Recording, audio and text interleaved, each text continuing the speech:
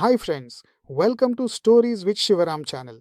Today we are going to talk about an extraordinary person, a small island nation, Cuba. In that small country, there was a leader who gave sleepless nights to the American empire.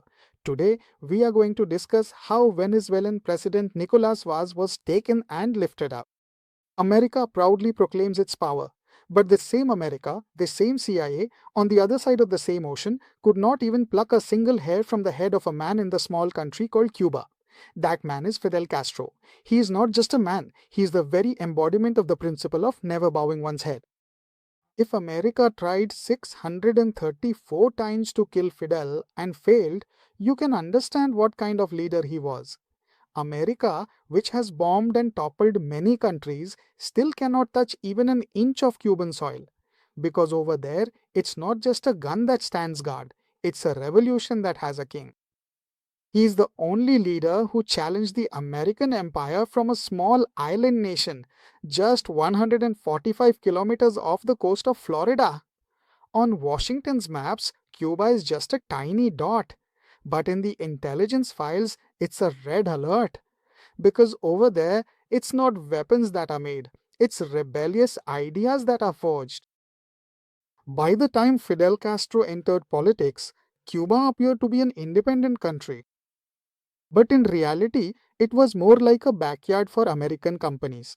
From sugar mills to oil refineries, more than 70% were in American hands in those days. The US gave its full support to a dictator named Fulgencio Batista.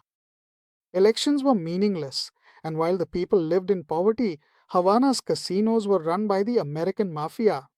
It was against this exploitative system that Fidel started his rebellion. On July 26, 1953, the attack on the Moncada barracks was a military failure. But politically, it sowed the seeds of a revolution. The words Fidel spoke in court ignited a spark among the Cuban people.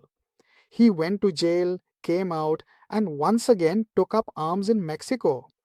In 1956, Fidel Castro set out from Mexico towards Cuba in a small boat called Grama.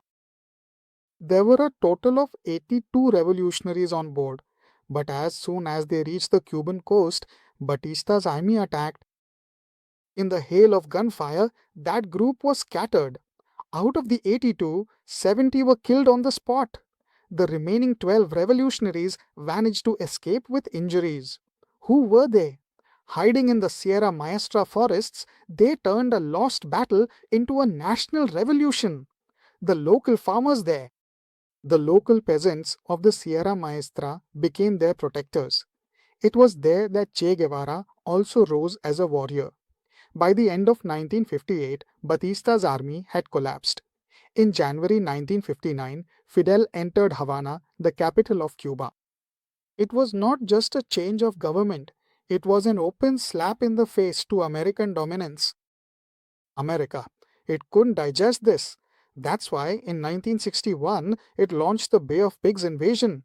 Cuban rebel forces, trained by the CIA, fully equipped with modern weapons and a well prepared plan, began the operation. But what stood in their way was not the Cuban army. It was the Cuban people themselves. Within just 72 hours, the group backed by America was completely crushed. This became one of the most humiliating defeats in American history. There was another occasion before this when America was shocked.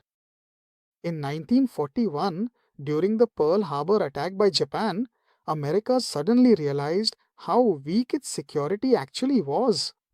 But after that attack, America bounced back. It emerged as the victor in the Second World War. However, things did not happen that way in Cuba. For Fidel, the real battle had just begun. Cuba turned into a socialist country. American companies were nationalized. Washington was burning with rage. It is said that between 1960 and 1965, the CIA tried to assassinate Fidel at least 8 times.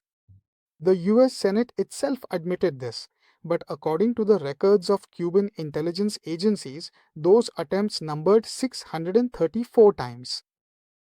Exploding cigars, poisonous milkshakes, scuba suits, mafia contracts. No matter how many conspiracies were hatched, Fidel survived. Because he was not just a body, he was a system, he was a revolutionary idea. On the other hand, in 1962, the situation became even more dangerous. When America found out that the Soviet Union was deploying nuclear weapons in Cuba, it was suddenly shaken.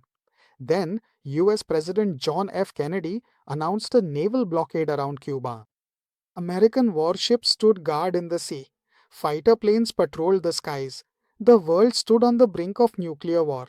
For a few days, the world literally held its breath. In the end, an agreement was reached between America and the Soviet Union. The Soviet missiles were removed from Cuba. But this crisis revealed a major truth. For the first time, America faced a situation where its own territory was directly at risk. At the center of that fear stood a single small country. That was Cuba.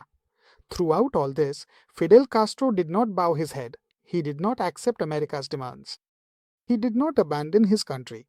Facing the fear of nuclear bombs, he kept Cuba standing strong. That was his real victory, not achieved with weapons, but with courage. After that, Fidel expanded the revolution to many more countries. Revolutionary slogans echoed all over the world, from Angola to Ethiopia in Africa, and as far as Vietnam in Asia, Cuba stood firm. This caused frustration for the US backed regimes.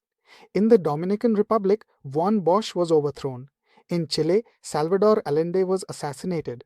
But Cuba remained unshaken. The reason is that the people there considered the revolution as their right.